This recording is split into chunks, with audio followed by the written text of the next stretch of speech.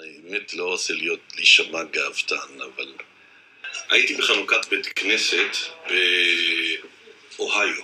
מישהו שבא גם מניו יורק.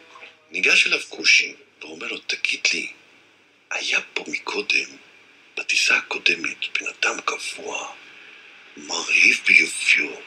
מה הוא? הייתי בכנס בקולורדו, באוהיו.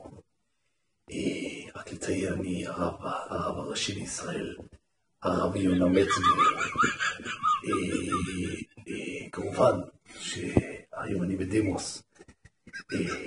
אז ניגש אליי אדם על הבמה אחר כך, הוא סיפר לי את זה אחר כך, שהוא שאל אותו איזה קושי, היה שם איזה קושי גדול ממדים, הוא שאל אותו, היה פה בטיסה הקודמת אדם מרהיב ביופיו, מי הוא? הוא אמר לו, this is the chief rabbi of Israel. הוא אמר לו, אם כך, I want to be Jew. אם כך, אני רוצה להיות יהודי. הוא סיפר לי זה אחר כך על הבמה, אותו אדם שסרקו את בשרו במסרקות של ברזל ביום הכיפורים, שחל בשבת, עם נערה מאורסה.